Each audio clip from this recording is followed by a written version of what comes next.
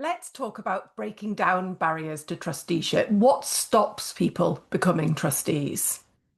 Here are some of the barriers to trustee diversity. I'm sure you'll find some of them quite familiar. First of all, people don't know about trusteeship. How can they be expected to become something that they don't know exists?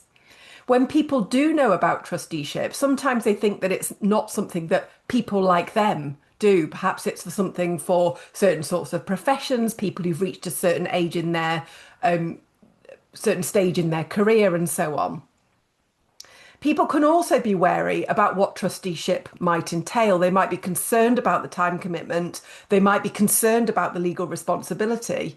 Now, some of those concerns are fair enough, but sometimes the concerns actually are based on a misunderstanding about what the role might entail. There's not really any help to apply to be a trustee or to serve as a trustee, in fact. So actually, sometimes people just don't know where to look. They don't know where the vacancies are advertised. They don't know how to put an application together and so on.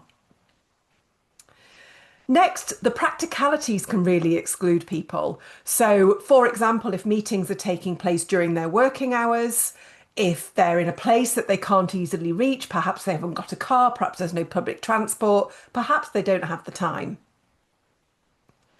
Now, the next barrier is around closed recruitment, and I'm going to show you some statistics on this shortly. Most trustee recruitment still happens behind closed doors, and this is a real barrier for people. If you're not in those networks, you don't hear about those vacancies. We can have quite fixed ideas sometimes about what a good board member looks like. You know, is it somebody that we already know? Is it somebody who's already in our network? Is it somebody that we see as credible or with gravitas? And actually, those words are quite unhelpful because they don't really measure whether somebody is going to be an effective trustee or not. There's a real barrier around organisations not knowing how to recruit diverse candidates. And of course, that's what this series of videos is to help with.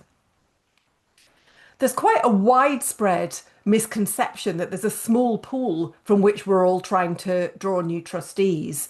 And actually, research in the general public shows that knowledge of trusteeship is quite low, but that when people are told what trustees do, actually quite a high proportion of people think that sounds quite interesting and something that they might like to do. Constitutions, governing documents, articles of associations are sometimes seen as a barrier to change. So, for example, if your governing document says that your trustees need to be drawn from your members and your members need to be drawn from a certain sort of people, then actually you can really think, oh, you know, how are we going to diversify one without the other? And of course, governing documents can be changed, but they can feel like a barrier. A huge barrier is just trustee diversity just not really being seen as a priority. Whether that's because trustees and potentially charity staff have never really thought about the composition of their board, or just because the realities of running a charity, it can be very difficult and it never seems to reach the top of the to-do list. And then the last barrier on this list, and this isn't a comprehensive list, is a lack of data around the current board makeup. Most charities don't map who they already have on their board and might not be fully aware of any gaps in board composition. Now, let's look at how trustees are currently recruited. Of all the barriers that I've shown you, I think there are two which are really, really the biggest ones. One is the low public perception of trusteeship, i.e. people don't know about it. And two is how trustees are currently recruited. Now, these statistics come from a 2025 study undertaken by PBE and the Charity Commission for England and Wales.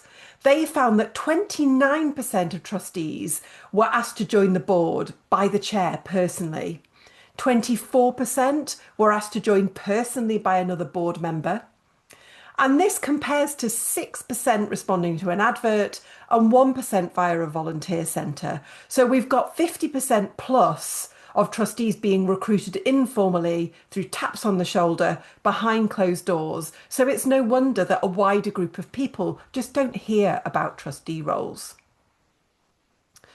Now, the starting point for the rest of the videos is this. It's that most people don't know what a trustee is or that they could become one. And this is going to underpin how we go through the trustee recruitment process and think about where and how we're going to advertise and how we're going to recruit. Now, I'm just sharing a couple of quotes with you here, which came out of some research with potential trustees. The first one says, trusteeship is bestowed upon people when they have a lot of influence, power, and success. I didn't know you could apply to be a trustee. And the second says, I see it as an older white male scenario. I don't fit into that category. And these quotes just show us about people's perception of trusteeship, that they don't know how it works, that they don't know that they could become one, and that they're concerned that they won't fit in.